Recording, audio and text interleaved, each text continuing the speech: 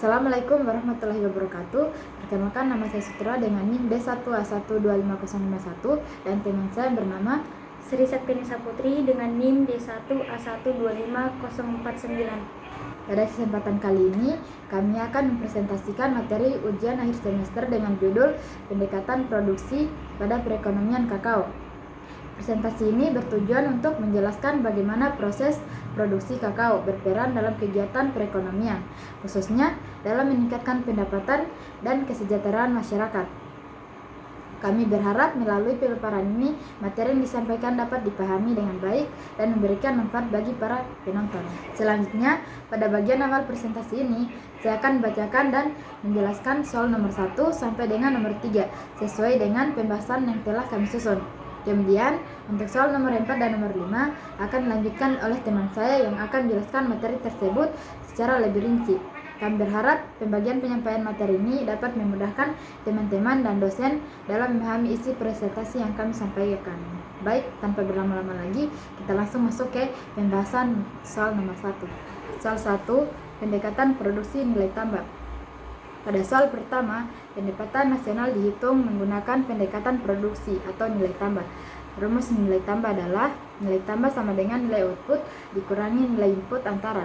Pertama, pada sektor budidaya kakao, nilai output sebesar 420 miliar rupiah dan input antara sebesar 120 miliar rupiah. Sehingga nilai tambahnya adalah 420 dikurangi 120, yaitu 300 miliar rupiah. Kedua, pada sektor industri pengolahan kakao, nilai output sebesar 780 miliar rupiah dan input antara sebesar 420 miliar rupiah. Nilai tambahnya adalah 780 dikurangi 420, yaitu 360 miliar rupiah. Ketiga, pada sektor industri makanan coklat, nilai output sebesar 1.200 miliar rupiah dan input antara sebesar 780 miliar rupiah. Nilai tambahnya adalah 1.200 dikurangi 780, yaitu 420 miliar rupiah. Untuk menghitung PDB daerah menggunakan pendekatan produksi, rumusnya adalah PDB sama dengan jumlah seluruh nilai tambah. Maka PDB daerah adalah 300 ditambah 360 ditambah 420, sehingga diperoleh PDB sebesar 1.080 miliar rupiah. Pada soal nomor 2, yaitu pendekatan pengeluaran. Pendapatan nasional dihitung menggunakan pendekatan pengeluaran. Rumus PDB adalah GDP sama dengan konsumsi ditambah investasi ditambah pengeluaran pemerintah ditambah ekspor dikurangi impor. Berdasarkan data, konsumsi sebesar 3.200 triliun rupiah, investasi sebesar 1.100 triliun rupiah, pengeluaran pemerintah sebesar 1.400 triliun rupiah, ekspor sebesar 19 triliun rupiah, impor sebesar 700 triliun rupiah. Selisih ekspor dan impor adalah 900 dikurangi 700, yaitu 200 triliun rupiah, sehingga GDP adalah 3.200 ditambah 1.100 ditambah 1.400 ditambah 200 dan diperoleh GDP sebesar 5.900 triliun rupiah. Untuk menghitung pendapatan nasional neto atau NNI, langkah pertama adalah menghitung NDP dengan rumus NDP sama dengan GDP dikurangi penyusutan sebesar 300 triliun rupiah, sehingga NDP adalah 5.900 dikurangi 300, yaitu 5.600 triliun rupiah. Selanjutnya dihitung pajak tidak langsung neto dengan rumus pajak tidak langsung neto sama dengan pajak tidak langsung dikurangi subsidi. Pajak tidak langsung sebesar 250 triliun rupiah dan subsidi sebesar 150 triliun rupiah, sehingga pajak netonya adalah 100 triliun rupiah. Rumus NNI adalah NNI sama dengan NDP dikurangi pajak tidak langsung neto, maka NNI adalah 5.600 dikurangi 100, yaitu 5.500 triliun rupiah. Soal nomor 3, yaitu perhitungan pendapatan nasional menggunakan pendekatan pendapatan beserta penjelasan mengenai peran pajak tidak langsung, subsidi, dan penyusutan. Pendekatan pendapatan memandang pendapatan nasional sebagai jumlah seluruh balas jasa yang diterima oleh faktor-faktor produksi dalam suatu perekonomian. Faktor produksi tersebut meliputi tenaga kerja tanah, modal, dan kewirausahaan. Rumus pendapatan nasional dengan pendekatan pendapatan adalah pendapatan nasional sama dengan upah dan gaji ditambah sewa, ditambah bunga, ditambah laba, ditambah pajak dan langsung neto, dan ditambah penyusutan.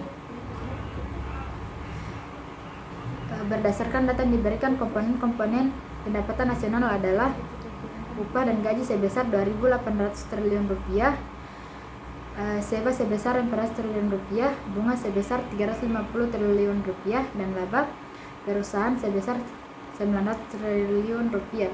Selanjutnya, dihitung pajak tidak langsung neto. Pajak tidak langsung sebesar 300 triliun rupiah, sedangkan subsidi sebesar 200 triliun rupiah. Sehingga pajak tidak langsung neto adalah 300 dikurangi 200, yaitu sebesar 100 triliun rupiah. Selain itu, terdapat penyusutan sebesar 250 triliun rupiah. Penyusutan dimasukkan dalam perhitungan pendapatan nasional karena mencerminkan penurunan nilai barang modal akibat pemakaian dalam proses produksi. Dengan memasukkan penyusutan, pendapatan nasional dapat menggambarkan nilai produksi secara lebih akurat sebelum dikurangi kehausan alat produksi.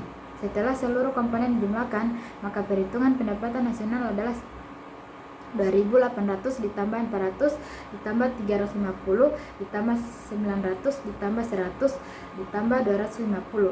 Dari hasil perhitungan tersebut diperoleh pendapatan nasional sebesar 4.800 triliun rupiah. Selanjutnya, terkait peran pajak tidak langsung dan subsidi. Pajak tidak langsung seperti pajak pertambahan nilai dan cukai menyebabkan harga barang dan jasa menjadi lebih tinggi sehingga menambah nilai output nasional. Sebaliknya, subsidi diberikan untuk menurunkan harga barang dan jasa agar lebih terjangkau, sehingga nilainya harus dikurangkan. Oleh karena itu, dalam perhitungan pendapatan nasional digunakan pajak tidak langsung neto, yaitu pajak tidak langsung dikurangi subsidi, agar mencerminkan kondisi ekonomi yang sebenarnya.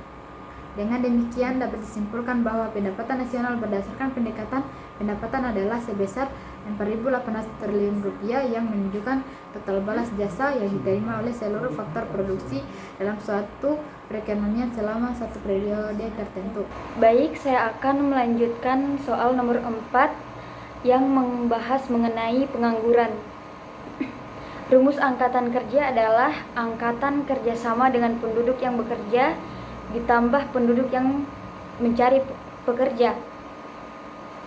Penduduk yang bekerja berjumlah 130 juta orang dan yang mencari kerja 10 juta orang, sehingga angkatan kerja berjumlah 140 juta orang.